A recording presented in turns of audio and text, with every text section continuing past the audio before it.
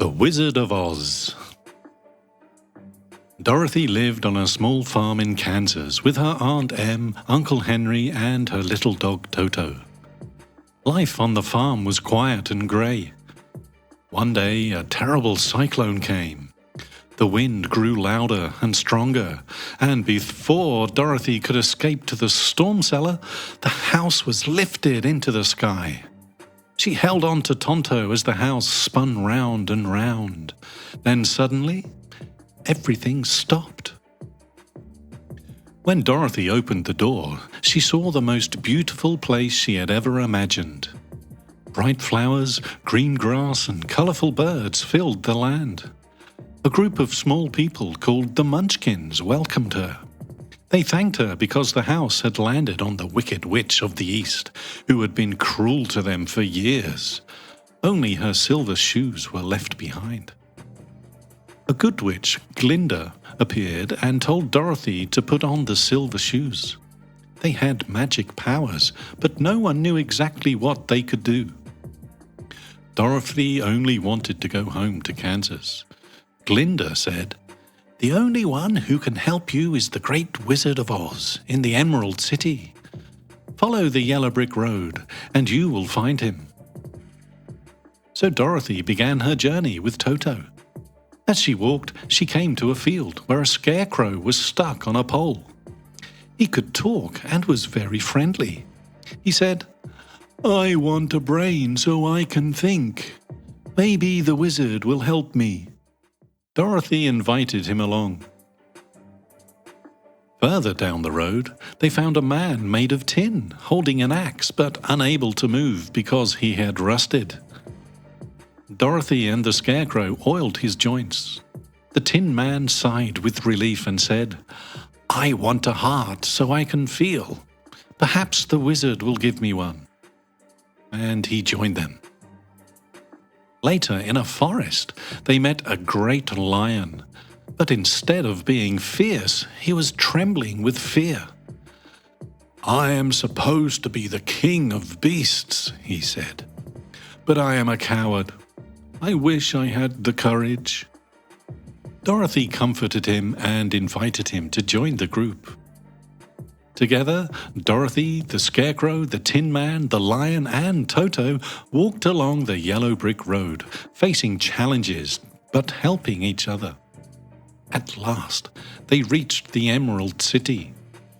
Everything shone with green light, and the people wore green glasses. They were brought before the wizard, but the wizard appeared differently to each of them. To Dorothy, he was a huge head. To the Scarecrow, he was a lady. To the Tin Man, a terrible beast. And to the Lion, a ball of fire. The wizard said he would not help them until they destroyed the Wicked Witch of the West. With no choice, the friends set out on another journey. The Wicked Witch saw them coming and sent wolves, crows, and bees to stop them, but the Tin Man, Scarecrow, and Lion protected the group. Finally, the witch sent her winged monkeys.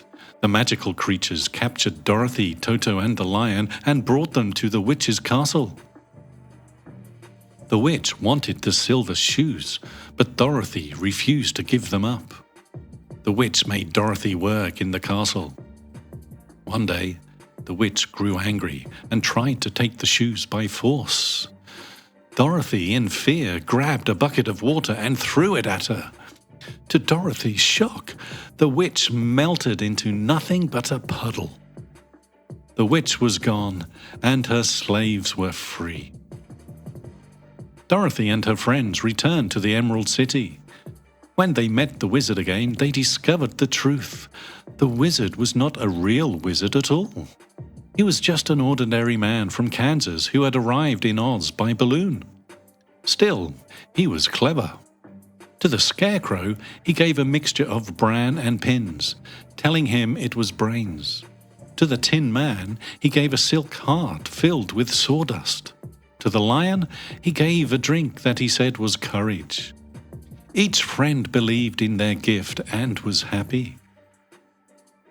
For Dorothy, the wizard tried to help her return home by building another balloon.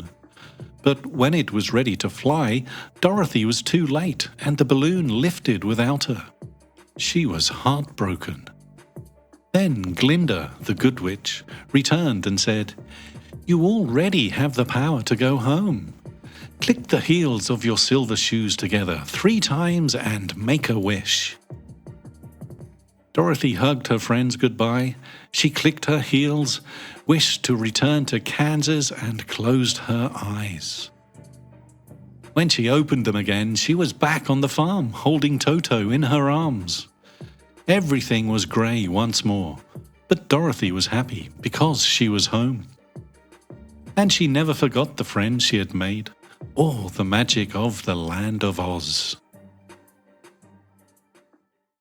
The moral of the story is, true strength and happiness come from within. What we seek in the world often lies inside us all along. We just need to believe in ourselves. Idiom: home is where the heart is. Meaning, no matter where we go, the place we truly belong is where we feel love and comfort. After Dorothy's journey through Oz, she realizes that real happiness and belonging were waiting for her back home.